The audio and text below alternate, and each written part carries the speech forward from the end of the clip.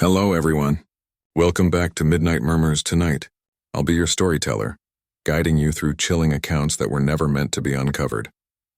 Before we begin, make sure to subscribe for more true horror stories, and tell me in the comments where you're watching from, and what time it is right now, because once you hear these stories, you might never look at the dark the same way again.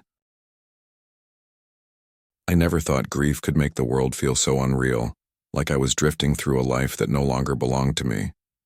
Sarah wasn't just my best friend. She was the anchor that kept me steady. The night she died, everything snapped loose. One moment, laughter echoing across the street as we walked home from the movies, and the next, headlights, a scream and silence that would haunt me forever. They said it was quick. They said she didn't suffer, but those words did nothing to fill the hollow ache in my chest. Weeks passed in a blur of sleepless nights and numb mornings, each day heavier than the last. I'd see her face in strangers, hear her laugh in the shuffle of a crowd, but it was always just my imagination, cruel tricks of a grieving mind. At least that's what I believed until that night. I was walking home, the streets almost deserted, the air cold enough to sting. And then I froze. At the bus stop, under the flickering streetlight, stood Sarah. Same jacket, same posture, her hair catching the wind just the way I remembered. She was waiting, like nothing had ever happened. Alive. Grief has a strange way of reshaping time. Some days felt like years, heavy and endless, while others slipped by in seconds, leaving me with nothing but a blur of shadows and silence. Sarah's absence hollowed everything out. My mornings became mechanical: coffee, shower, work. Yet every action felt pointless without her texts lighting up my phone, without her sarcastic commentary making life bearable. Even my apartment echoed differently, as if her laughter had once been part of its foundation, and now the walls stood brittle and cracked without it.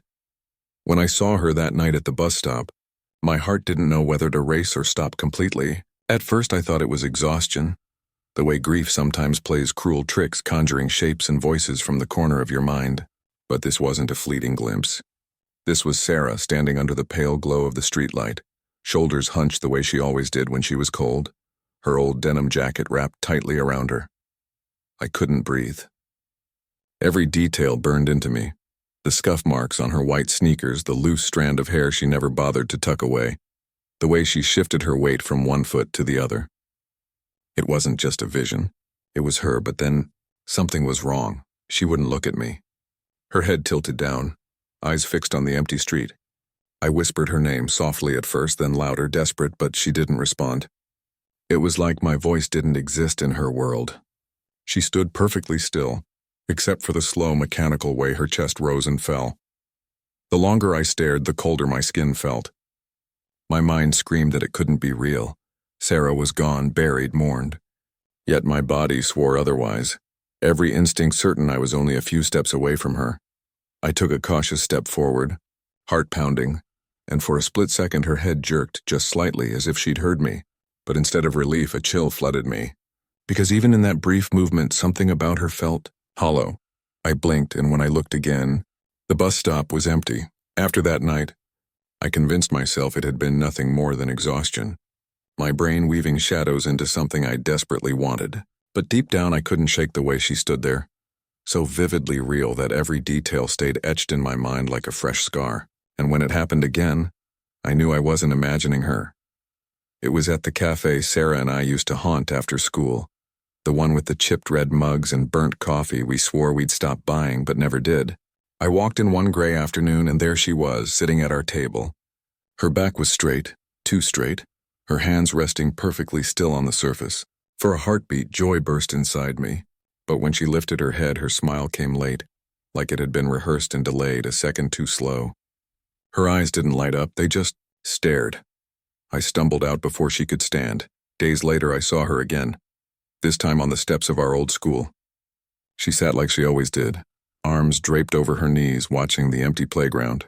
But her movements were stiff, jerky, as though she wasn't used to her own body. She turned her head, and for the briefest instant I felt her gaze lock on mine. It wasn't warmth I saw there. It was vacancy, I told my friends. They exchanged worried looks, voices soft, almost patronizing. Grief does this, they said. Your brain fills in the spaces where she used to be. I nodded, pretending to agree, but I knew what I'd seen. I could describe the exact pattern on her shoelaces, the chipped polish on her nails. Hallucinations don't have that kind of detail.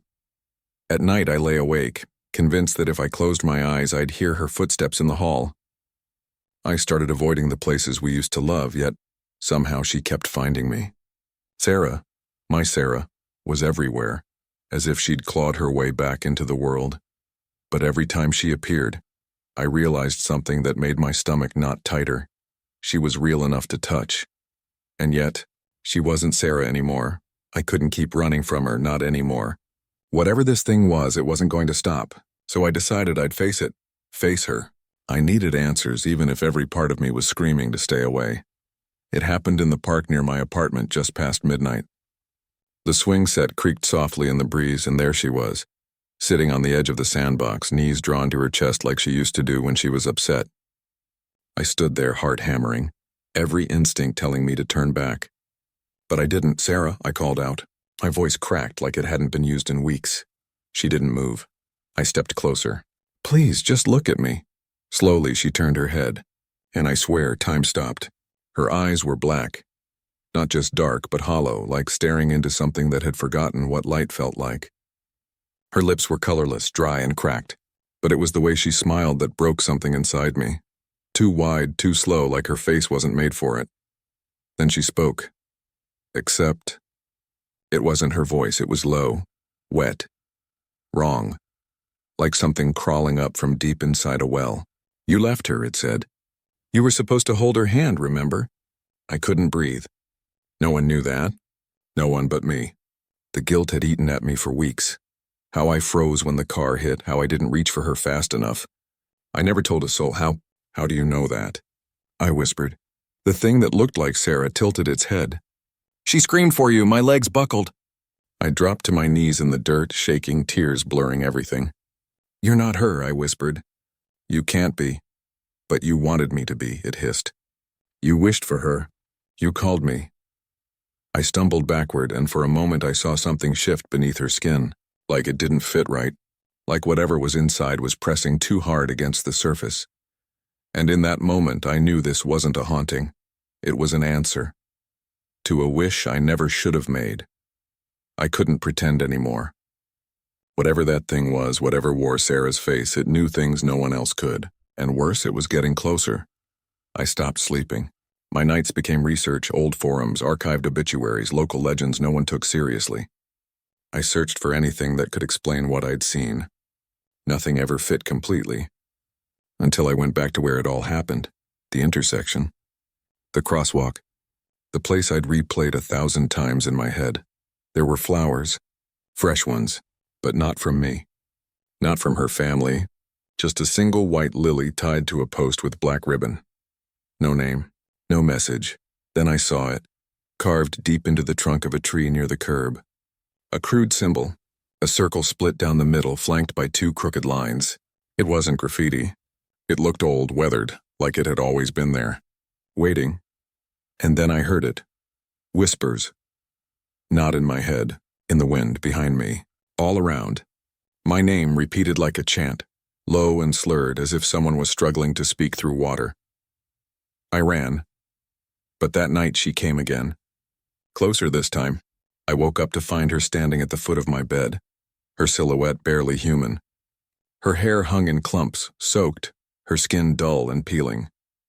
She didn't speak with words this time, just sounds, deep, wet groans and clicks that didn't belong in any human throat.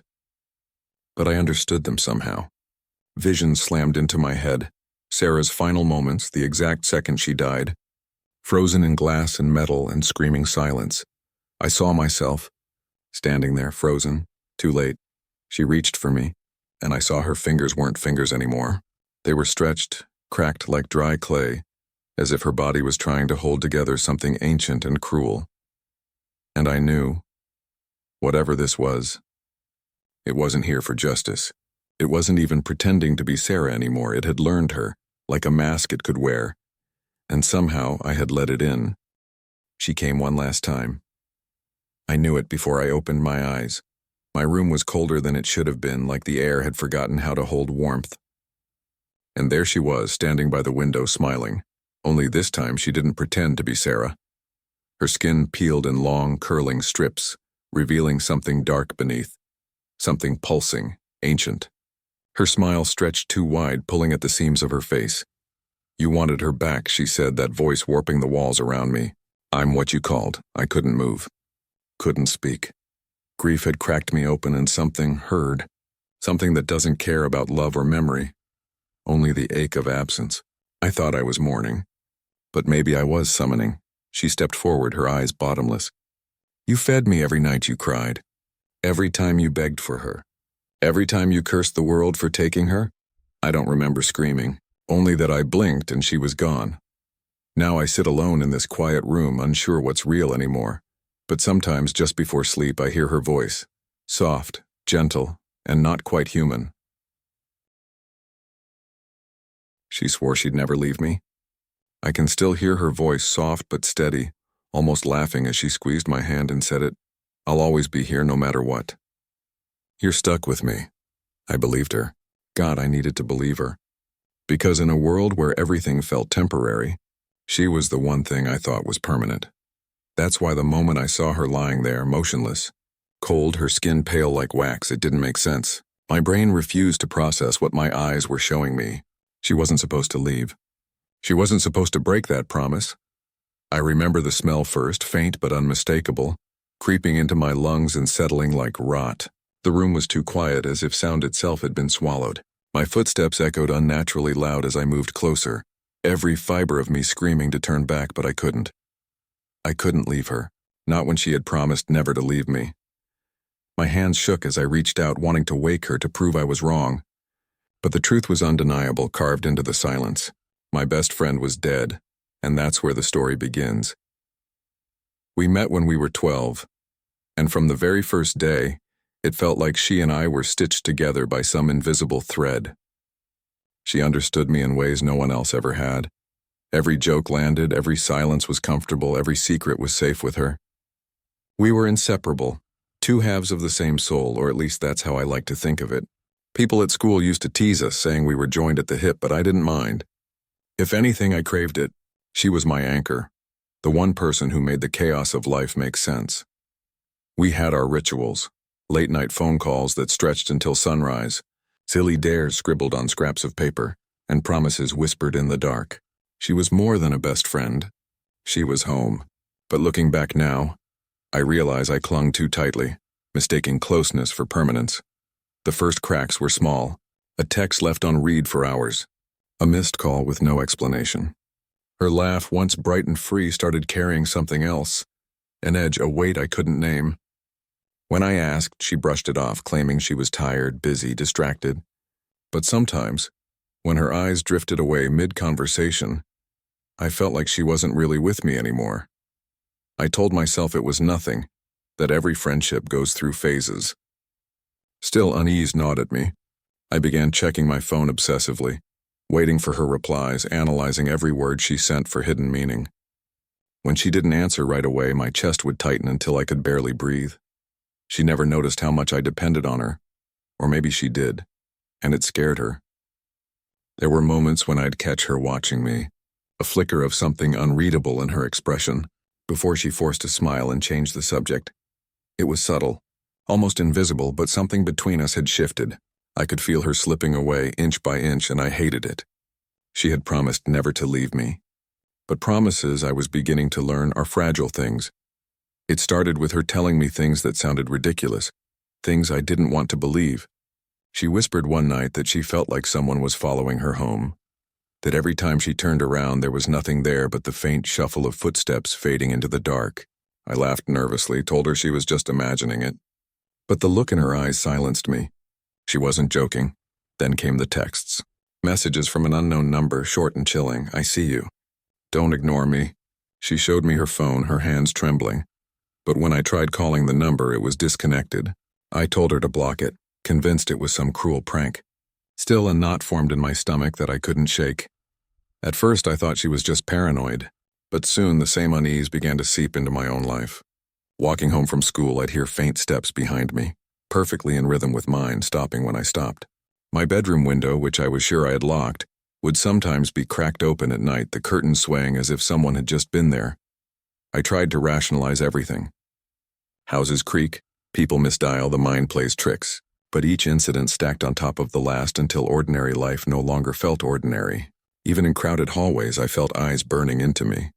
In the quiet of my room, shadows stretched too far, lingering in corners where light should have erased them. She confessed to me once, her voice barely above a whisper, that she was scared of being alone. I wanted to tell her she wasn't, she had me. But the truth was I was beginning to feel it too. That suffocating sense that something unseen was closing in on us. Nights became the worst.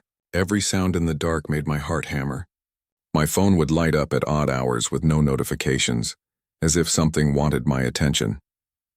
And always, in the back of my mind, her voice replayed, "I feel like someone's watching me." I didn't believe her at first. Now I wish I hadn't brushed it off. Because the terror had found me too. She didn't answer her phone that night. Not once, not a single call, not a single message. I told myself she was fine. Maybe her battery had died, maybe she fell asleep early, but the lie didn't hold for long. Deep down, I knew something was wrong. By midnight, I was pacing, texting her over and over, my fingers trembling with every word. "Please call me. Are you okay? You promised." I barely remember throwing on a hoodie and running out into the cold. Her house wasn't far, but every step felt like I was moving through molasses, dread thick in my throat. Her porch light was on. That was the first red flag. She always turned it off before bed. I knocked, then pounded. No answer. I found the spare key she kept under the flower pot and let myself in, calling her name into the stillness. The silence that greeted me wasn't peaceful. It was suffocating.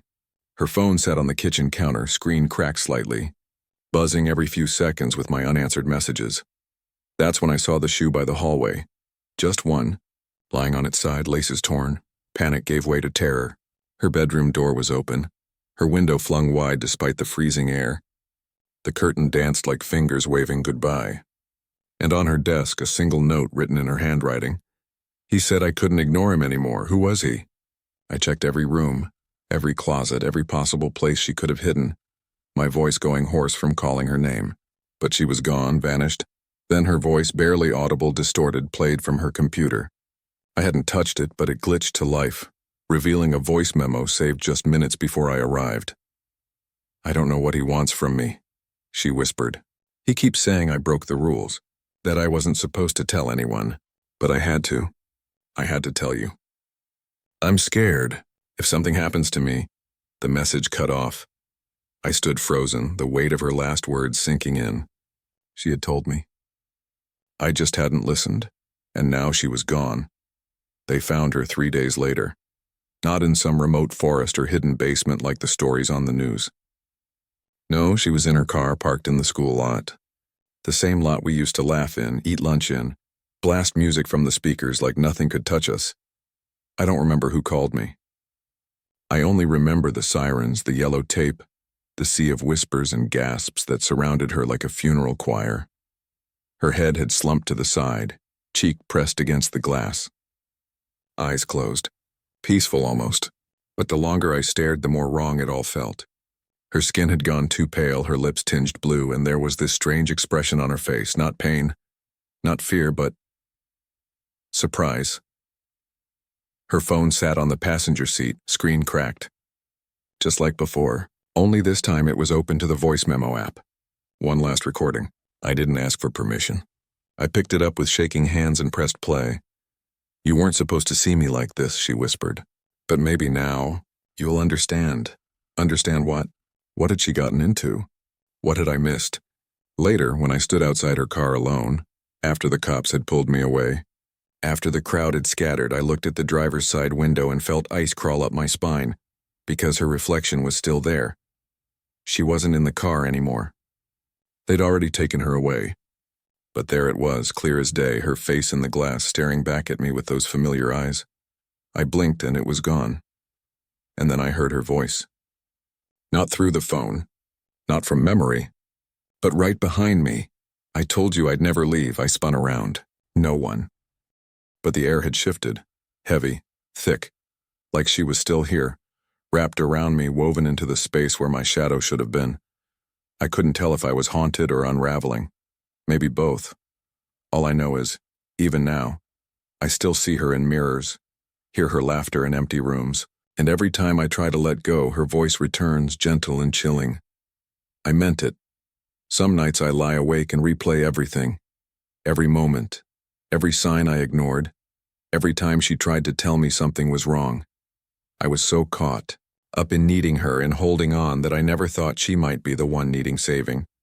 Now she's gone, and I can't decide what's worse, losing her or knowing I failed her. But then there are moments, quick flashes, that make me question if she's really gone at all. A shadow passing behind me when no one's there. My name whispered so faintly I almost believe I imagined it. Her favorite song playing from my phone when I never hit play. I tell myself it's grief, guilt, trauma, all the things people whisper when they think you're slipping. But sometimes it feels like she's still here, watching, waiting, keeping the promise she made. I'll never leave you. Maybe that promise was never meant to comfort me. Maybe it was a warning. And if she's still here, tethered, lingering, then maybe I didn't just lose my best friend. Maybe I invited something I can never let go of. Or maybe she never let go of me. The first thing that hit me when I stepped through the door wasn't the warmth of a familiar home, or even the smell of dinner like I'd expected. It was silence.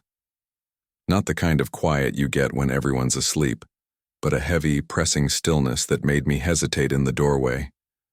My best friend smiled and pulled me inside, her voice overly cheerful, but it didn't quite cover the strange tension that lingered in the air.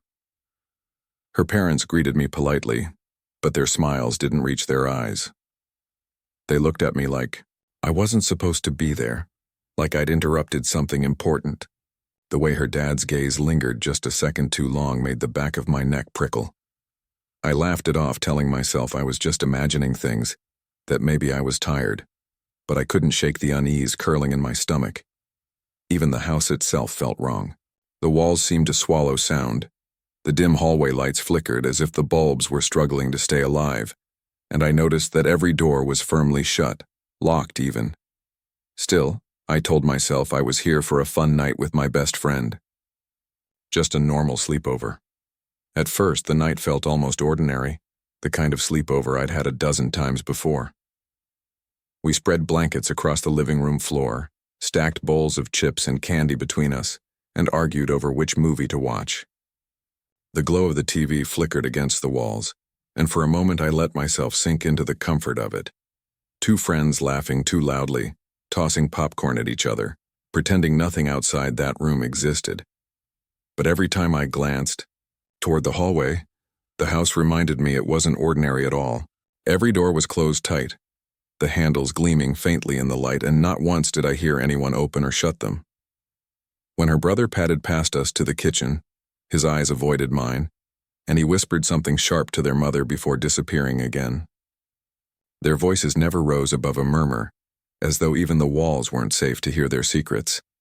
I tried to brush it off, but when I casually asked about the locked doors, my best friend's laughter faltered. She switched the subject so fast it was almost jarring, like she hadn't even heard me. Later, while refilling our drinks, she leaned closer, her tone deceptively light, and said, "Oh, one thing. You should never go near the basement after midnight." She laughed as though it was a silly joke, but her eyes didn't match the smile. The way she said it made my skin crawl. I laughed too, trying to shake it off, but a part of me couldn't let it go. Why the basement? Why midnight? The question lodged in my mind, quiet but persistent, like a splinter I couldn't pull out. I woke up in the middle of the night with my throat dry, the kind of thirst that makes it impossible to ignore. The house was dark, the only light a faint glow from a street lamp seeping through the curtains. I slipped out of my sleeping bag quietly, careful not to wake my best friend, and padded down the hall toward the kitchen. That's when I heard it. At first it was faint, like the low hum of a television left on somewhere below. But as I paused, straining to listen, the sound sharpened into something far more unsettling. Muffled whispers, the shuffle of movement. And then, the sharp scrape of metal dragging across concrete. My chest tightened as I realized the sounds were coming from beneath my feet. I stood frozen in the hallway, heart pounding, as the noises grew more distinct. Curiosity tugged at me, stronger than reason. My feet carried me toward the basement door almost against my will. The closer I got, the colder the air seemed to become, like the house itself was warning me away. The door was locked, but I crouched low, staring at the thin strip of light beneath it. My breath caught when I saw shadows, long, distorted, sliding back and forth as if something or someone was moving on the other side. My pulse roared in my ears. Suddenly, a hand grabbed my arm. I spun around to see my best friend, her face pale, eyes wide with something close to terror.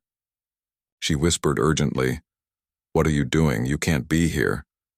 Her grip on my wrist trembled, but it was firm enough to drag me away from the door. I tried to ask what was happening, but she shook her head violently, pleading under her breath for me to go back to bed. Her fear wasn't theatrical. It was raw, desperate. And that, more than anything else, made the hairs on my arms stand on end. If she was this scared of me simply standing near the basement, what in God's name was actually down there? By morning, everything was back to normal, or at least they wanted it to seem that way. Sunlight filtered through the blinds like nothing had happened. The living room was tidied up, the horror movie we'd fallen asleep watching already removed from the TV queue. My best friend acted like the night before didn't exist, cheerfully, asking if I wanted eggs or pancakes like we hadn't nearly had a panic attack in the hallway at 2 a.m.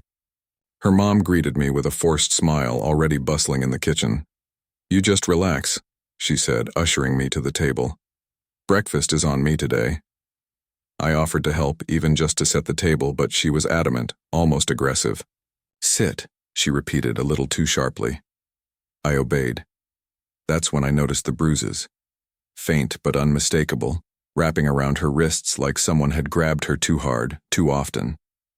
I glanced at my friend, but she was avoiding my eyes, suddenly deeply invested in slicing a banana for her cereal. The tension was thick, like something unsaid hung in the air. No one spoke unless they had to. Every sound, the scrape of a chair, the clink of a fork, felt magnified, like the house was holding its breath. Later, when everyone was distracted, I slipped upstairs, needing a moment to breathe. My friend's room was just as I remembered it, messy, cozy, lived in. But something compelled me to look deeper. I don't know what I was expecting, maybe nothing. But when I slid open the bottom drawer of her desk, I found a small, battered notebook shoved all the way to the back. The cover was torn, the pages frayed at the edges. I opened it carefully and my heart began to race. The handwriting inside was frantic, uneven, words crammed into every corner like the writer had been running out of time. "Please help me. They won't let me leave. The debt must be paid. I hear them at night. I'm still alive, I think." Page after page of fear and desperation. No names, no dates, just the unmistakable voice of someone who was trapped. I didn't know who wrote it, but one thing was clear. Someone needed help, and this family was hiding something far worse than I ever imagined. I tried to sleep. I really did. I lay in my sleeping bag, eyes shut tight, forcing myself to count backwards from 100. But the image of that notebook, the jagged handwriting, the word trapped scrawled over and over, kept flashing behind my eyelids. There was no way I could leave this house without knowing what was behind that door. Around midnight, I slipped out again. The hallway was silent, heavy with that same unnatural stillness I'd felt when I first arrived. I crept past the kitchen, toward the place I swore I wouldn't return. My hands trembled as I reached for the drawer in the hallway table. Just, as I hoped, the spare key was still there, buried under a stack of old envelopes and pens. The moment the key clicked into the basement lock, I knew I couldn't turn back. The door creaked open with a low groan, and a wave of rot and damp air washed over me. The stench was thick, almost metallic. I gagged, covering my nose with my sleeve as I started down the stairs. The basement was cold, freezing actually, and pitch black until I fumbled for the flashlight on my phone. The beam sliced through the darkness, revealing concrete walls, rusted tools, and then movement. In the far corner, something shifted. I stepped closer, each footstep echoing off the walls. That's when I saw them. A figure, thin to the point of skeletal, chained to the floor by one ankle. Their skin was pale, stretched taut, and their eyes, wild, desperate, more animal than human. They didn't speak, just stared at me like I was either their salvation or their executioner. I stood frozen, heart thundering, when suddenly, click. The overhead light snapped on, blinding. I turned around slowly, dread pooling in my stomach. At the top of the stairs stood the entire family. All of them. Her father, mother, brother, and my best friend. No one spoke. Their expressions were blank, hollow, like this wasn't the first time they'd caught someone here. My best friend stepped forward slowly. Her voice was quiet, almost tender, but it chilled me to the bone. You weren't supposed to find out. I didn't even have time to scream. Her brother was the first to move, lunging down the stairs with terrifying speed. I turned to run, but hands grabbed me from behind. Her father's iron grip clamping over my mouth, her mother whispering, "It's okay. It's okay." Like that made any of this okay. I thrashed, kicked, bit down until I tasted blood, but it didn't matter. They dragged me down the rest of the stairs as the chained figure shrank back into the shadows. My friend stood above me, face unreadable, eyes glossy with something like regret, or maybe relief. "You'll understand," she said softly, crouching beside me. "It's not personal. It's just necessary." The chains rattled. I screamed into his hand, legs kicking uselessly against the concrete. I don't know what the debt was or why it had to be me. I only know that I'm not the first, and I won't be the last. They say the house on Willow Lane is quiet, peaceful, safe. But sometimes when the night is still, you might hear a scream, muffled far below, or the faint click of a lock and the silence that follows. Always the silence. I still remember the night my best friend leaned in close, his face pale beneath the glow of a streetlight, and whispered the words that would change everything. I hear voices. At first, I thought he was joking, some kind of sick attempt to spook me. But the way his eyes darted around, the tremor in his voice, it wasn't a prank. He swore the whispers followed him everywhere, calling his name in the dead of night, seeping into the quiet spaces of his mind. I laughed it off, trying to mask the unease curling in my stomach, but deep down, I felt something shift. There's a certain kind of silence that falls when someone tells you a truth you don't want to believe. That night I walked home alone, every shadow heavier, every sound amplified. I tried to convince myself it was just his imagination, stress, maybe even lack of sleep. But then, it started happening to me. At first just a flicker at the edge of hearing, like a radio tuned between stations. Then clearer, closer. Whispers that seemed to breathe with intention, pressing against my ear in the dark. And now I know what he meant. Because I hear them too. It was a few weeks before everything spiraled when Ethan finally broke down and told me what was happening. We were sitting in his room, the glow of his computer screen casting sharp shadows against the walls. He looked exhausted, his eyes bloodshot, dark circles sinking into his skin. He hadn't been sleeping much, that much was obvious. At first I thought maybe he'd been pulling all-nighters gaming again, but the moment he spoke I realized this was different. "They call my name," he muttered, voice low, like he was confessing a crime. Every night a little louder. At first I thought it was just dreams, you know? Like when you wake up and think you heard someone. But now, he trailed off, his gaze flicking toward the corner of the room, as though something might be lurking there. I tried to lighten the mood, told him it was probably stress, or maybe the hum of the pipes in his house. But Ethan shook his head, his hands gripping the arms of his chair so tightly his knuckles whitened. "No, it's not that. They're real. They follow me." I wanted to believe it was just his mind playing tricks, yet the fear in his voice left me unsettled. He kept checking shadows, jerking his head at the faintest sound, flinching like he was being watched. Every day he grew worse, paranoid, hollow, half alive. That night, as I left, he gripped my arm and whispered, "If you listen too long, they'll notice you too." For a while I tried to file Ethan's warning away like you file junk mail, important at the moment, useless an hour later. I went to work, drank coffee with the same coworkers, and laughed at the same dumb jokes. But his words kept sliding back into my mind, sticky and persistent, until I heard the memory of him say my name as plain as a knock. The first signs were embarrassingly small. A soft susurrus under the sink when I ran the tap, a breath of sound that could have been the apartment settling or the fridge kicking on. I told myself logical things, pipes, the neighbor, city noise. Each plausible answer was a bandage I hoped would hold. Then came the times I was home alone and a whisper grazed the edge of the living room, like someone walking past a wall just beyond sight. I'd freeze listening, and my own pulse would fill my ears until whatever it was slipped away. Once, while washing dishes, I heard a murmur so close it fogged the porcelain, a syllable at the lip of hearing that wouldn't form into sense. Paranoia is a liar that looks like logic. It offered explanations that fit until they didn't. Denial lasted until I could no longer build excuses. I lay awake on nights when the apartment hummed with ordinary electric life, and the whisper was there, patient and curious, pushing at the edges of my attention. The way it slid through silence felt invasive, like breath against the back of my neck.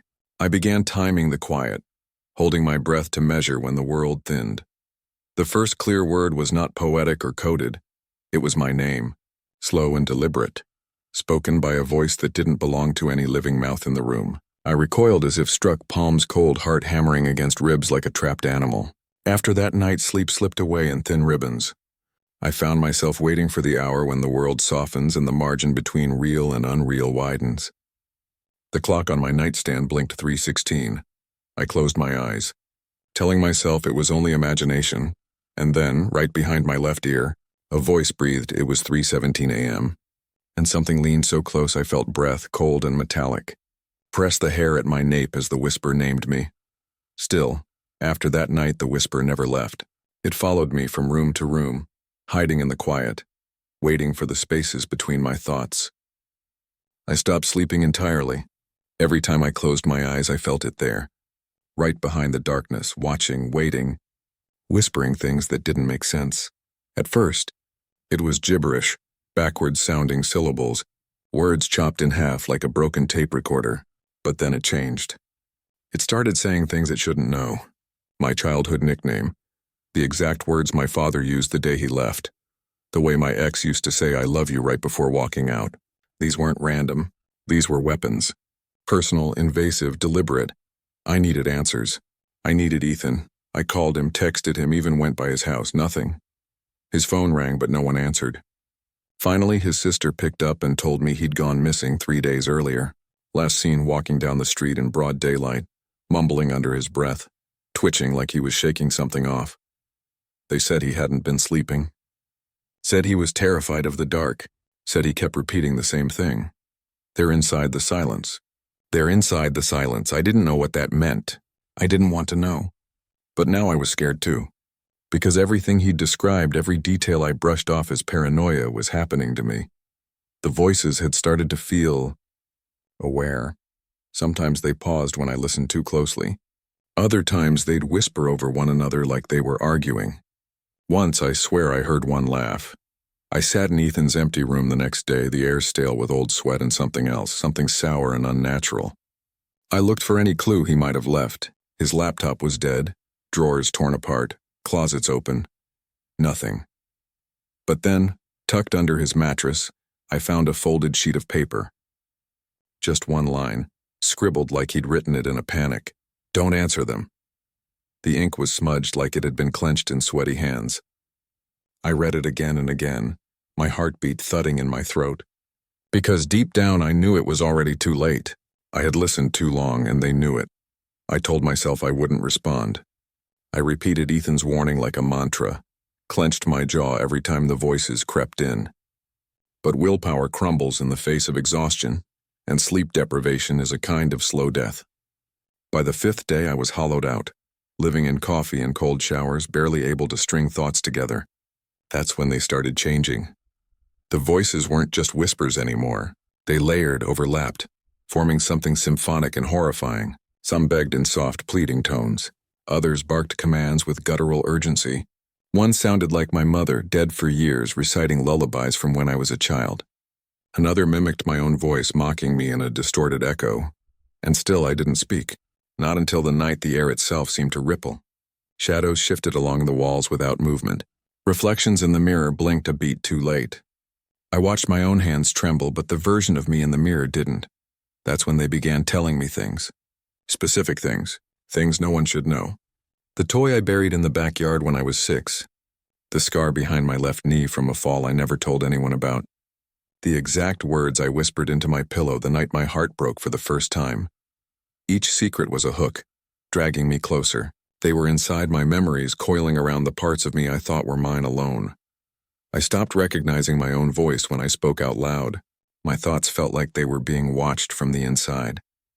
I couldn't tell if I was remembering or if they were planting ideas. Then, clear as a bell, they spoke as one.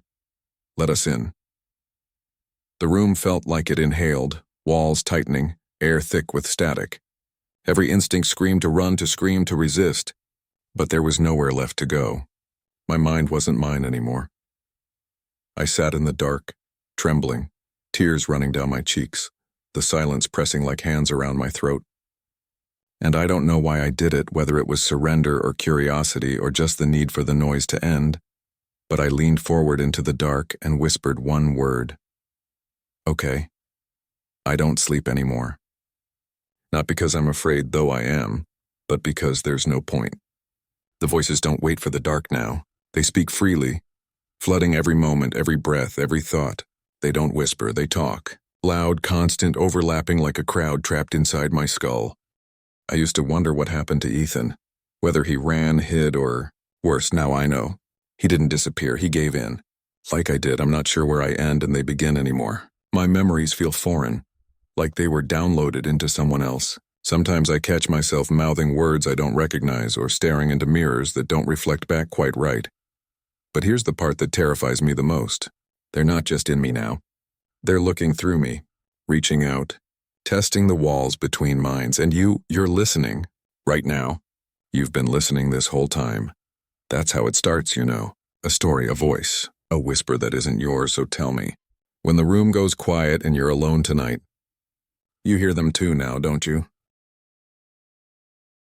I woke up to silence so heavy it pressed against my chest as if the air itself had forgotten how to move. The kind of silence that makes your ears ring, where even your own heartbeat sounds too loud.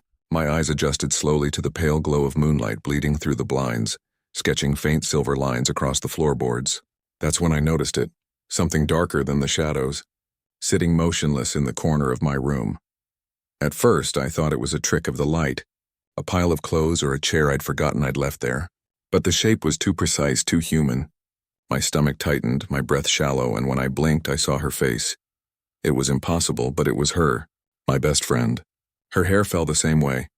Her shoulders curled inward just like they always did when she felt nervous. My mouth went dry.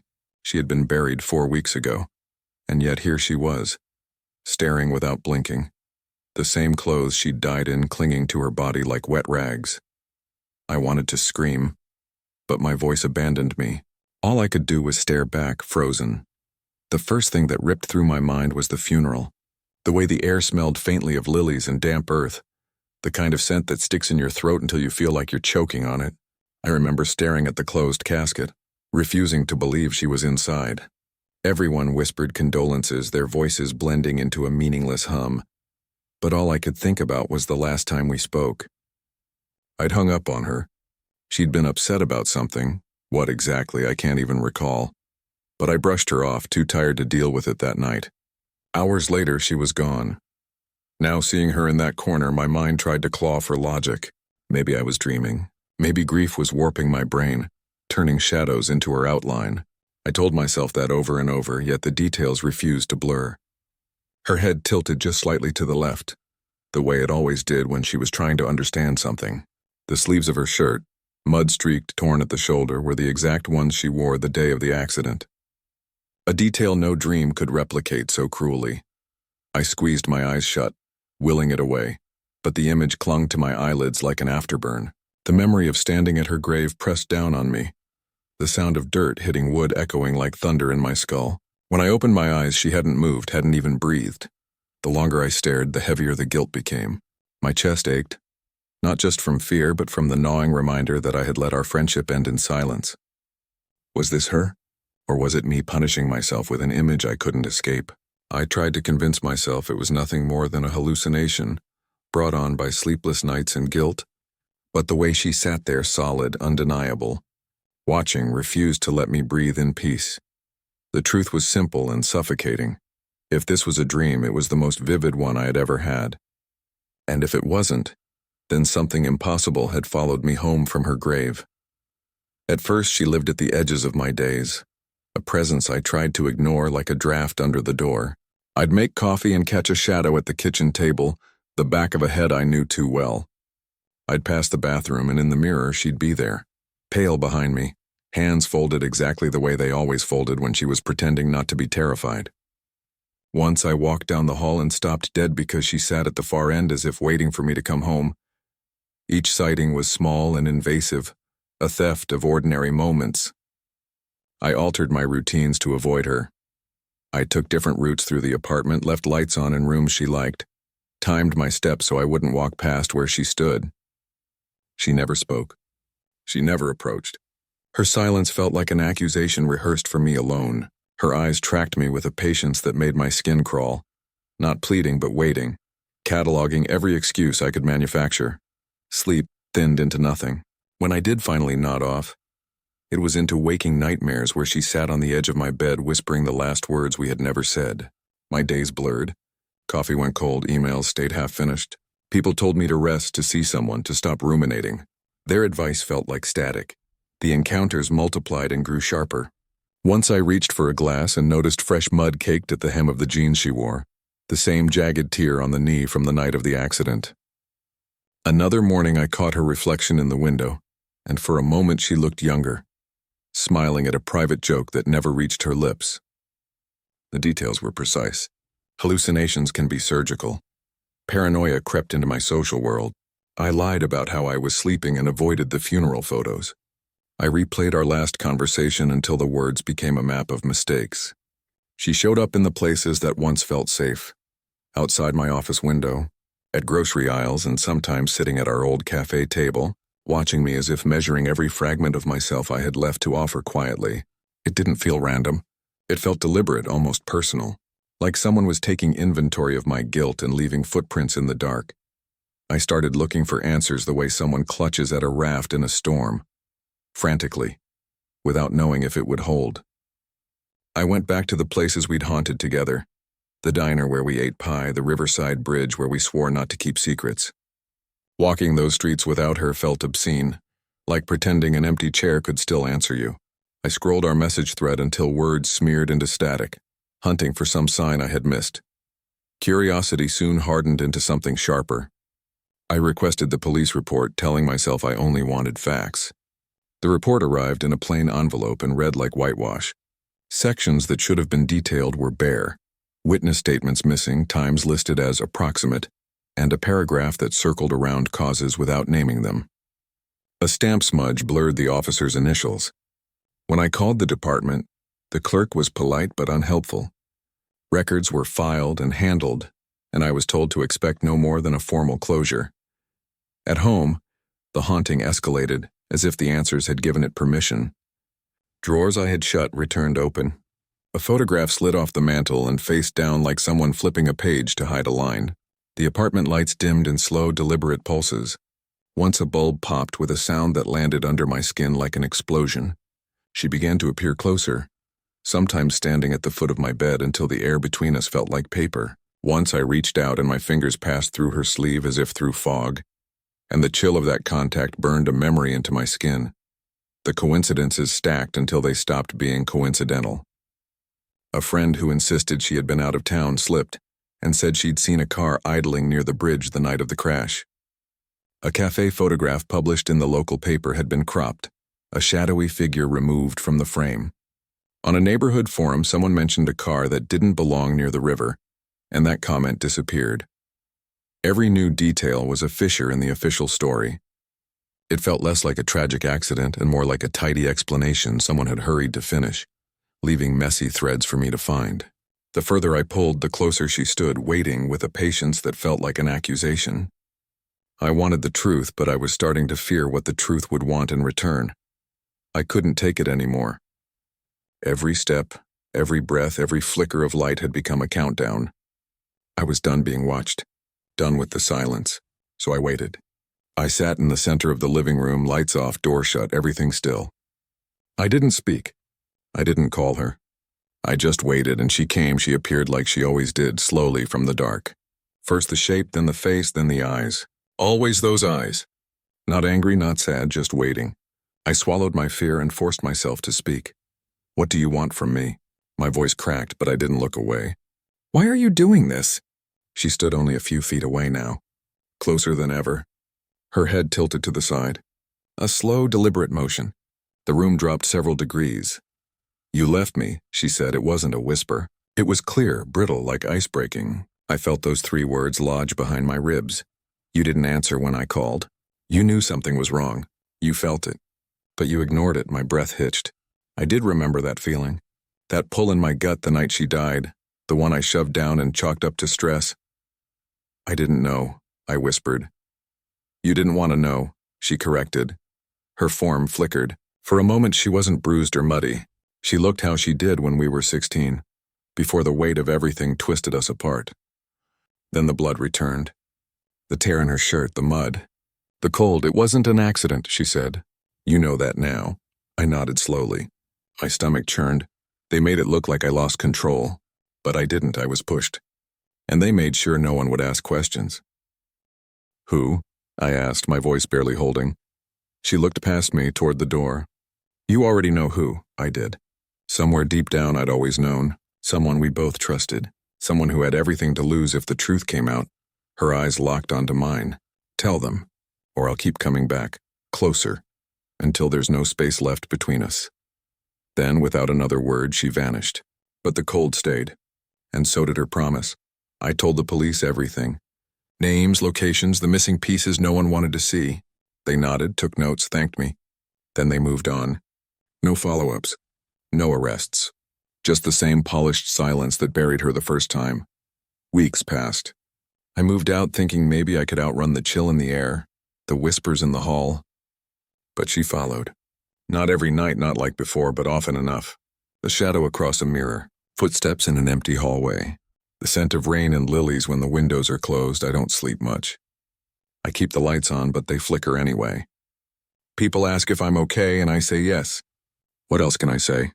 That my dead best friend stands at the corner of my bed and waits for me to do something I can't seem to finish? Sometimes when the house is too quiet, I feel her watching. Just like that first night, still, silent. Patient. I don't know if she'll ever leave. And tonight, as I lie in bed, afraid to close my eyes, I swear I hear breathing that isn't mine. The air is heavy again, like something is sitting in the corner, still, watching. I don't know who I am anymore, and it started the moment I looked into that mirror. It sounds dramatic, I know. But when your own reflection stops feeling like you, when it starts looking back at you like a stranger wearing your skin, there's no coming back from that. It wasn't even mine. Maddie found it in this weird little thrift shop downtown, crammed between old mannequins and boxes of dusty records. It was heavy, too big for her tiny apartment, and had this antique frame with clawed brass corners and faded carvings along the edge. She loved it instantly, said it had character. I remember laughing, teasing her about dragging cursed junk into her home. She just rolled her eyes and called me dramatic. That was Maddie. Chaotic, curious, always chasing the odd and mysterious. The night she brought it home, we drank wine on her living room floor. The mirror leaned against the wall, still dusty, catching flickers of candlelight. That was the first time I saw it. My reflection. Just for a second. It didn't move with me. I thought it was the wine, or the lighting, or maybe nothing at all. But I should have trusted that feeling, because I haven't seen myself since. Maddie's always had a thing for strange objects, while I was the type to scroll past anything dusty or chipped. She'd stop, crouch, and examine every oddity like it had a secret worth uncovering. Old keys, broken clocks, paintings with cracked faces. She said they had stories. I always figured it was her way of clinging to magic in a world that felt too fast, too clean, too hollow. So when she showed up beaming, hauling this massive mirror into her apartment, I wasn't surprised, just annoyed she made me help carry it.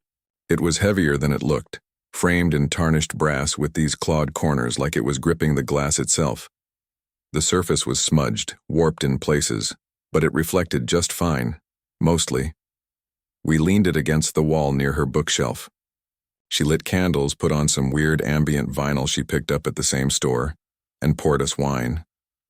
The air smelled like old wood and lavender incense. We talked about everything and nothing, until eventually I caught my reflection again. It was subtle.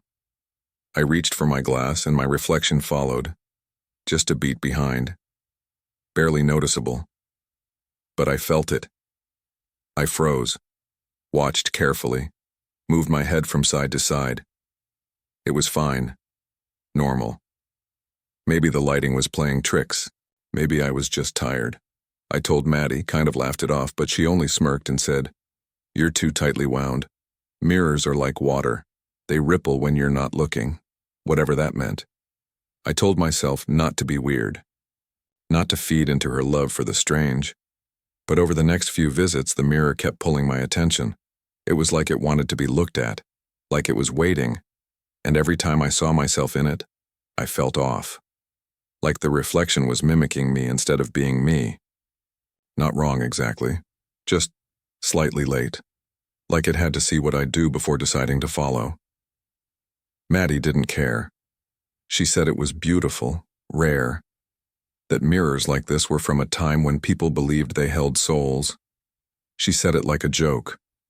But something in her eyes said she wasn't joking. The more time I spent around that mirror, the harder it became to convince myself it was all in my head. At first, it was tiny things, almost imperceptible.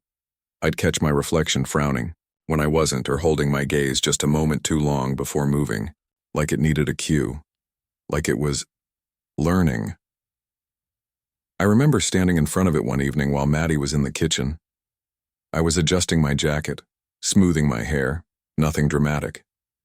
But when I glanced up, my reflection was already staring back, still and rigid, as if it hadn't moved at all. And then it blinked. I didn't. My stomach dropped. "Hey, Maddie," I called out, trying to keep my voice casual. "Do you ever notice anything weird about the mirror?" There was a pause, longer than it should have been. Then her voice floated in, bright and unconcerned. "Weird how?" I hesitated. "Like delays or off expressions." She laughed, but it didn't reach her eyes when she finally stepped into the room. "You're overthinking. You always overthink when you're tired." I wanted to believe her. But she looked different, pale. Her hands fidgeted more than usual, and her eyes darted toward the mirror before settling on me. "Have you been sleeping okay?" she asked suddenly. "You look thinner." The deflection didn't land right. It felt like she was measuring me, not checking in. That night I couldn't shake the feeling something was watching me, something from the other side of that glass. I tried to leave early, but Maddie insisted I stay for one more drink. She was jittery, kept glancing at the mirror like it might move on its own, and maybe it did, just once. A subtle shift. The surface rippled like heat rising off pavement, and for a second I swear there were two of me, one standing beside the other, one just slightly out of sync. Maddie saw it too. I know she did. But she didn't say anything. She just sipped her wine and stared straight ahead. She was hiding something, and whatever it was, it had to do with that mirror. I don't even know why I reached out to touch it. Maybe I wanted to prove something to myself, that it was just glass, just a mirror. Harmless. But the second my fingers grazed the surface, everything changed. The glass was cold, colder than it should have been. Not just surface chill, but bone deep, like touching something buried underground. My skin prickled, and then I saw it. My reflection didn't move, not a twitch. It just stared at me, smiling. I yanked my hand back like I'd touched fire, heart pounding, skin crawling. I blinked hard, expecting it to reset, to go back to normal. But it held that grin for a second longer, before finally mirroring my panic. That night I dreamed I was standing in front of the mirror again, but the room was darker, thicker somehow. My reflection reached out first, touched the glass from the inside, and then it smiled with all its teeth and pulled me through. I woke up screaming, drenched in sweat. My phone said it was 3:11 a.m., but my alarm had already gone off. I was late. Again. Time started slipping. I'd lose hours without explanation. Wake up in places I didn't remember going. I'd find bruises on my arms, scratches down my back. I went to Maddie frantic. She looked worse than I'd ever seen her. Sunken eyes, twitchy, on edge. When I told her what happened, she didn't even pretend to be surprised. "I've been seeing things too," she whispered. "Reflections that don't belong. But we can't just get rid of it. It doesn't let go." I stared at her, waiting for a laugh, some kind of smirk, a tell that this was all just another weird Maddie moment. But she was trembling. I asked her what she meant. She didn't answer. She just turned and looked at the mirror. That's when I realized she wasn't afraid of it because of what it showed. She was afraid because maybe she couldn't tell which side she was really on anymore, and neither could I. Now, even my own reflection feels like a stranger. Or worse, like it's waiting for me to stop pretending I'm the real one. I couldn't take it anymore. The lost time, the haunted eyes in my reflection, the dreams that felt more real than my waking life. It all circled back to that mirror. To Maddie. So I confronted her. She barely let me in. Her apartment was dark, every window covered with bedsheets, every mirror gone, except that one. It sat in the center of her living room now, propped up like a throne. "I need answers," I said. "I need to know what it's doing to us." Maddie stood by the window, her silhouette twitching like she was shaking but trying to hide it. "It doesn't do anything," she whispered. "It just shows you what you've buried, what you're too afraid to face." I didn't understand. She turned, eyes red-rimmed, hollow. "I don't think I'm me anymore," she said. "I think the thing in the mirror took my place, piece by piece." Then she laughed, but it was sharp, brittle, nothing like her real laugh. But maybe that's the truth. Maybe I was never whole to begin with. I stared at the mirror. My reflection stared back. It didn't copy me. It waved. I stumbled back, heart racing, cold washing over me like a tide. "You saw that, right?" I gasped. But Maddie just shook her head, eyes blank. "It's yours now." She said it like a curse. I left. I couldn't stay another second in that apartment. But the next morning, I got a text from her. Just one word. "Goodbye. No one's seen her since. Her number's dead. Her apartment's empty. No forwarding address, but the mirror? It showed up in my apartment 2 days later. No explanation. No delivery slip, just leaning against the hallway wall when I got home. I stared at it for hours, too afraid to cover it, too terrified to look away. Now I see it everywhere, in screens, windows, even puddles. My reflection still waves sometimes. Sometimes it mimics me. Sometimes it doesn't. And sometimes, when I walk past it quickly, I catch just a flicker of Maddie grinning, like she never left, like she's still trying to get out, or worse. Like I already let her in. I've stopped looking in mirrors, not just the mirror, all of them. I've covered every reflective surface in my apartment. Even the black screen of my TV feels like a trap now. But sometimes, I hear it, a soft tapping like fingernails against glass. It always comes from the hallway where the mirror leans, untouched, yet somehow never dusty. I try not to cry anymore. It only makes her smile. My reflection, I mean. I caught a glimpse the other night when I dropped my phone. I wasn't crying, I was frozen, staring. And she was grinning, eyes wide, teeth bare. Another time, I stood still for what felt like 10 minutes.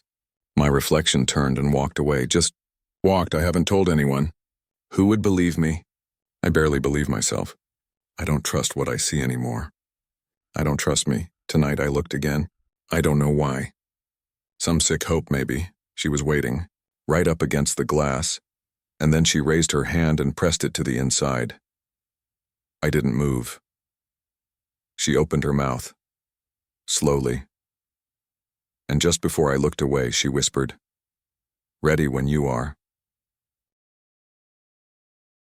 I came out of the woods barefoot, blood on my hands, and no memory of how I got there. Mud clung to my jeans, my throat burned from screaming, and the world felt off, blurred, like I was still dreaming. Rescue lights flashed red and white through the trees, voices barked my name, but all I could do was stare behind me. She wasn't with me. People surrounded me, EMTs, cops, neighbors I barely recognized, but none of them mattered. They kept asking, "Where is she? What happened in there?" I opened my mouth, but no sound came out. My mind had cracked wide open, and all I could see was her face in the dark, before it stopped being her. They tried to lead me to the ambulance, wrapping a blanket around my shoulders like that could undo what I'd seen. But the forest was still watching. I felt it, pressing at the edge of my thoughts, whispering things I couldn't understand. I had followed my best friend into those woods. We were laughing. It was supposed to be just another one of our stupid adventures. But something else came back with me, and whatever it is, it's still wearing her smile. Before everything went wrong, it was just us. Me and Lily, inseparable since second grade, bonded by secrets, inside jokes, and our shared obsession with weird places. We were the type of friends who knew how each other breathed, who could communicate entire sentences with a single look. Every weekend was an adventure. Abandoned houses, storm drains, even that creepy storage unit on Holloway Street that smelled like burnt rubber and wet metal. If it was forbidden, we were there. So when Lily showed me the Reddit thread about the woods behind Tucker's Hill, posts warning people to stay away, stories of people hearing their names whispered, of vanishing pets and weird lights, I should have known where this was headed. She grinned at me with that mischievous spark in her eye and said, "Saturday?" I didn't hesitate. Of course I said yes. It felt like old times as we packed our backpacks, flashlights, snacks, a compass that never worked, and her mom's old camcorder for evidence. We weren't scared. Not really. Just hyped. But the moment we stepped past the rusted no trespassing sign, something shifted. The air felt heavier. Quiet. Not peaceful quiet, but the kind that made you realize you weren't alone. The woods were wrong. No birdsong. No crunch of squirrels darting through the leaves. Just our footsteps and the occasional snap of a branch that made us both stop and listen. Lily laughed it off, of course. "Spooky vibes, right?" she said, pulling out the camera and filming our best horror narrator impressions. I played along, but I couldn't ignore the chill crawling up my spine. We pressed deeper. I noticed a squirrel frozen mid-scurry on a branch, not blinking. A deer that stared at us too long, like it recognized us or was waiting. And when clouds rolled in suddenly and blocked the sun, I remember thinking, maybe we shouldn't be here. But then Lily looked back at me and said, "This is our thing, remember? Mystery, danger, always together," and I smiled, because she was right. We'd gone into worse places before and made it out fine. I just didn't realize this time only one of us would. The deeper we went, the more the world started to unravel. It wasn't just quiet anymore, it was dead. No wind, no insects, not even the rustle of leaves. It was like someone had pressed pause on everything except us. We tried to joke at first, saying the forest had an off switch, or maybe we'd stepped into one of those liminal spaces TikTok was obsessed with. But I could tell Lily was nervous too. Her smile didn't quite reach her eyes. Around noon we found the first symbol. A tree with a ring of deep carvings, spirals, jagged X's, and what looked like eyes all staring in different directions. Some were fresh, like someone had etched them that morning. Lily ran her fingers over them and said, "Probably kids," trying to be creepy. But her voice wavered. That's when she said she heard it. "I think someone just whispered my name," she muttered, spinning around. I laughed at first, thinking she was messing with me. But her face was pale, lips pressed tight. "You didn't hear that?" I shook my head. But after that I started hearing things too. Rustling behind us that stopped when we stopped. A faint humming like a lullaby bleeding through the air. We decided to turn back.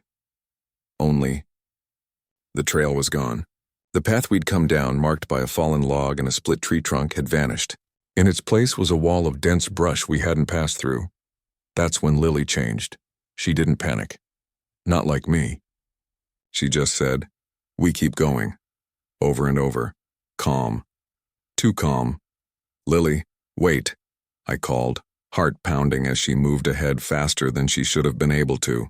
Her backpack didn't even bounce. She glided like her feet barely touched the ground.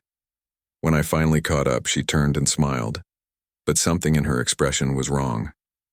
"Too wide, too perfect. Don't you love it here?" she asked. "It's quiet, peaceful," I didn't answer. My skin crawled because in that moment I realized whatever was in these woods wasn't just watching us, it had already found its way in. "Lily, stop," I shouted, my voice cracking through the silence. But she didn't turn around. Just kept walking, deeper and deeper, her movements too smooth, like her joints weren't bending right. Branches scraped my arms as I ran after her, heart thudding like a warning drum. I didn't know where we were anymore. The trees all looked the same, tall, pale, and too close together like they were listening. She disappeared behind a thick, crooked oak, and for a second, everything went quiet. I called her name again, breath ragged, but there was no answer. Then she stepped out. Same clothes, same face, same backpack slung over her shoulder, but something in her eyes had dimmed. They looked hollow, like someone had scooped out the girl I knew and left this perfect shell behind. "Where did you go?" I asked, inching closer. She tilted her head. "I never left." "You did." Her voice was calm. Too calm. I took a step back. "We need to leave, now." She just smiled, too wide, too straight, and said, "Why would we ever leave?" Then I saw it. Behind her, just for a second Lily, standing deeper in the woods, staring straight at me with that same unnatural stillness. My blood turned to ice. I blinked and she was gone. "Did you see that?" I asked, backing away. "See what?"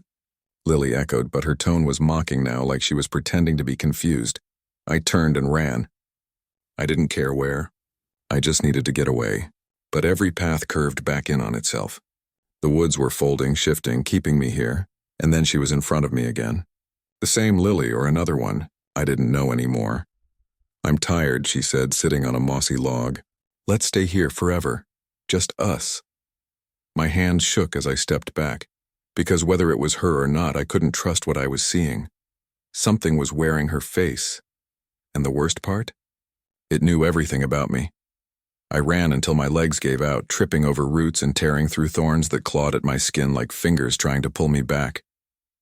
The woods had no end. Every direction led me deeper.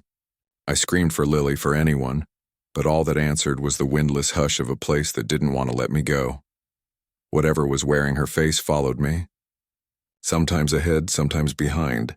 I'd hear twigs snap or catch glimpses of that wide, glassy stare between the trees. Once I turned and saw her standing upside down in the branches above me, like gravity had forgotten her.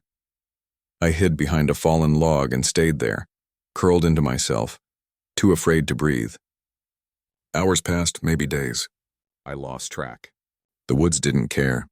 They don't work on our time, but then the sky lightened. Birds returned. Wind stirred the leaves like nothing had ever happened. And I knew, whatever it was, it had gone back to sleep. I stumbled out of the trees just after dawn, dirty, scratched, alone. They found me and asked where Lily was. I told them she was gone. I didn't tell them the truth. They wouldn't believe me. Search parties came and went. Nothing. No clothes, no camera, no body. Just silence. But I know something came back with me. At first it was little things, finishing sentences she used to say, humming tunes I didn't remember learning. Then the dream started. I'd wake up whispering her name, hearing mine echo back in her voice. One night I passed a mirror and saw my reflection smiling. Even though my face was still, I don't talk about the woods anymore. People look at me like I'm broken, and maybe I am. Or maybe I'm not the one who made it out. Because sometimes I catch myself thinking things I know aren't mine, wanting to go back. Feeling the trees call to me like they remember. And sometimes, late at night, I feel her, standing just behind me. Not the real Lily. The other one, and I swear sometimes, I smile without meaning to. I've tried to go back to normal. School, routines, pretending everything's fine. But some days I lose time. Whole hours vanish and I come to with dirt under my nails and the scent of pine in my hair. I haven't stepped foot in the woods since that day, but somehow, they never really let me leave. I avoid mirrors now. They linger too long, my reflection. Like it's waiting for something, watching me, testing the limits of our separation. Sometimes I hear her voice in places she shouldn't be, whispering my name from lockers, drains, the back of my closet. soft and playful like it used to be. But it isn't her. It can't be. I've started to wonder if maybe I didn't make it out of those woods at all. Or maybe something else did. Something that looked like me, sounded like me. Maybe I'm not even the one telling this story. Maybe that thing, the one that smiled with her face. Maybe it followed me back. Maybe it's already inside, or maybe it is me now. If that's true, if I've already changed, then all I can do is warn you. Don't follow anyone into the woods, not even your best friend. It started as innocent curiosity. My best friend had gone downstairs to grab us snacks, and I was left alone in her room, something I'd done 100 times before. But this time something caught my eye. Wedged between a stack of old yearbooks and tangled chargers was a weathered, leather-bound notebook I'd never seen before. It looked ancient. The edges were frayed, the cover cracked, like it had been handled far too often. I flipped it open, expecting some cringy middle school poetry or sketches, but what I found made my blood run cold. The handwriting was neat, familiar, too familiar. I scanned the first entry, then the second, and my fingers began to shake. These weren't her stories, they were mine. Word for word, exact memories. A childhood secret I'd buried, a moment of heartbreak I'd never spoken aloud. Dreams I never told a soul. No one could have known these things, not unless they were in my head. I stared at the page as my heart pounded in my chest. This wasn't her diary. It wasn't even a diary. It was mine. But I had never written it, and I had no idea how it ended up here. I waited until we were both curled up on her bed, the snack bowl between us untouched before I brought it up. I tried to sound casual, like I wasn't already spiraling inside. "Hey," I said, "weird question. Where'd you get that old diary in your bookshelf?" She blinked, chewing on a piece of licorice. "What diary?" "The one with the leather cover," I said. "It has entries that, I don't know. They sound like something I'd write." She laughed. Actually laughed like I'd just said something stupidly funny. "Oh my God, are you serious? You probably just have twin brain syndrome or something. You've been around me too long." I smiled, but it felt wrong on my face. She changed the subject so fast, asking if I'd seen the trailer for some horror movie. I nodded, pretending to listen, but my mind was back on the pages, on the memory of my mother crying in the kitchen, something that happened when I was 10, something I never told anyone. And it was written in that book. Later, when she went to the bathroom, I snuck the diary into my backpack. I couldn't leave it there. At home, I locked my door and flipped through more pages. With every entry, the pit in my stomach grew. These weren't just memories. They were mine, down to the emotional details. The guilt I felt when I cheated on my 6th grade math test. The time I saw a woman get hit by a car and didn't speak up. Things no one knew. Things I didn't even remember until I read them. I began to notice other things too. The sensation that I was being watched not just by people but by the very air around me. My phone buzzing with no notifications. The hallway lights in my house flickering when I passed.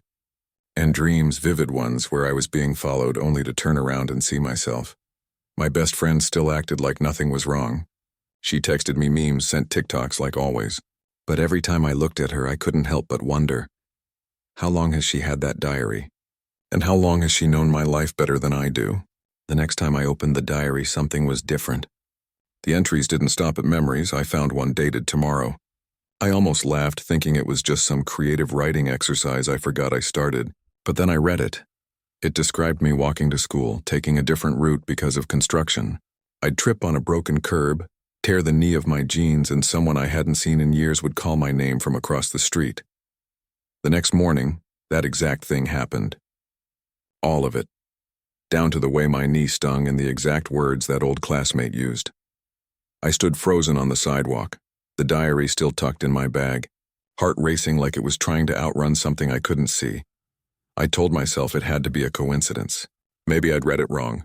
Maybe I was mixing things up. But over the next few days, it kept happening. A text I hadn't received yet, a conversation I didn't remember having. Then the missing time started. I'd blink and find myself in a different room. Once I came to with the diary open in front of me, pen in hand, except I hadn't picked it up. And the sentence I'd written chilled me. "It's easier when you don't fight it." I didn't remember writing that. I didn't even remember sitting down. The scariest part wasn't that the diary was predicting my life. It was that I couldn't tell anymore whether it was predicting or controlling. My voice started to sound unfamiliar in videos. My handwriting subtly changed. Once I looked at a selfie and had the eerie sensation that the smile in the photo wasn't mine. I tried hiding the diary, locking it in a box, burying it under clothes, but it always showed back up. On my desk, in my backpack. Even next to my pillow, I stopped telling anyone.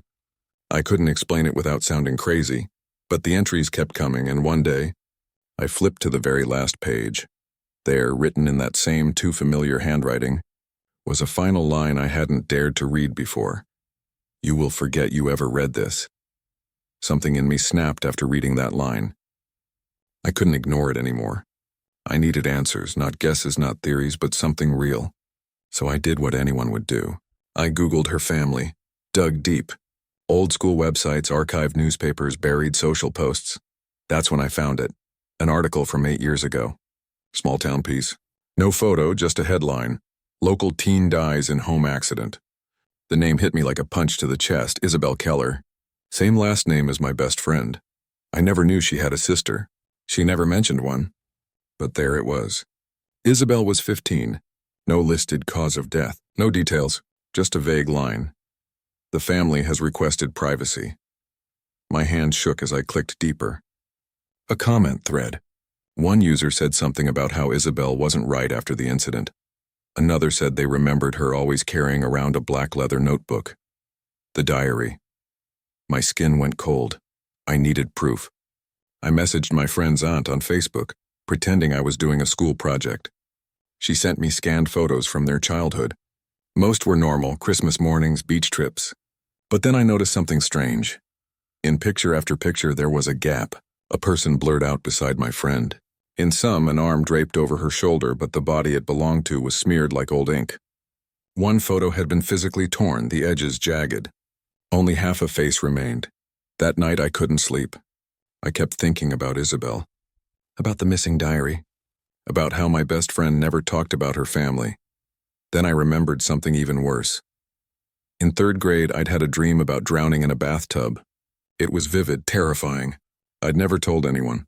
Not my parents, not even her. But the diary had described it. Every detail. I wasn't just reading entries anymore. I was being rewritten. Isabel hadn't disappeared. She'd just changed hosts, and I was starting to realize piece by piece that this life might not have always been mine. That maybe, just maybe, I was someone else's second chance. I needed proof. Something I couldn't explain away, something I could point to and say, "See, I'm not crazy." So the next time I stayed over at her house, I pretended to fall asleep early. I tucked my phone beneath her nightstand, screen down, recorder running. She always talked in her sleep. Nothing unusual. But this time I was listening for something specific. The next morning, while she showered, I played the recording back. At first it was quiet. Shifting bed sheets, a sigh. Then softly a voice, the red sweater. She cried for hours. I didn't mean to push her, I froze. That memory, it wasn't hers. It was mine. I'd buried it deep. When I was 9, I got into a fight with my cousin and shoved her down the stairs. She broke her arm. I'd never told anyone, the voice kept going. Word for word, entries from the diary, my life, my shame. I confronted her, and for the first time she didn't deflect. She looked tired, broken almost. I begged her to let me try something, hypnosis. A trick from a psych class I barely passed. To my surprise, she agreed. Eyes closed, voice low, she said, "It isn't yours. It isn't mine. It's hers. Who's she?" I whispered. She twitched.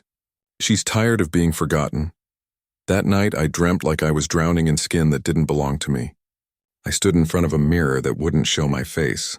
I screamed, but no sound came out. In the dream, I was watching someone else live my life, mouthing my words like lines in a play. I kept clawing at the inside of my skull, trying to wake up. But it felt like there was a door in my mind, and someone else was locking it shut. When I finally did wake, sweating and gasping, I bolted upright and reached for my bag. The diary was gone. Not misplaced. Gone. I ran to the mirror. My reflection stared back, but it didn't blink when I did. It didn't smile the same way. It looked patient, like it had been waiting, and behind my own eyes, something else was watching me, smiling. I didn't go back to her house after that night. I couldn't. I barely slept, barely ate. I even tried telling my mom, but the words felt foreign, like I was describing a dream I couldn't wake up from. That's when I decided to end it. I went back while they were gone, broke in through the side window and found the diary tucked beneath her floorboards. It was warm to the touch, like it had a pulse. I didn't hesitate. I doused the house in lighter fluid, lit the match, and walked away without looking back. The flames swallowed everything. Photos, furniture, history. The diary, too. Or so I thought. Weeks passed. Life tried to return to normal. I changed my number, blocked her on everything, but the weight never left. Then one morning I found something on my pillow. A brand new journal, crisp, clean, waiting. I opened it with shaking hands. The pages were blank, except for one sentence, written in looping. Perfect script I'd never seen before. I'm still here, and somehow, deep down, I knew it wasn't a warning. It was a promise.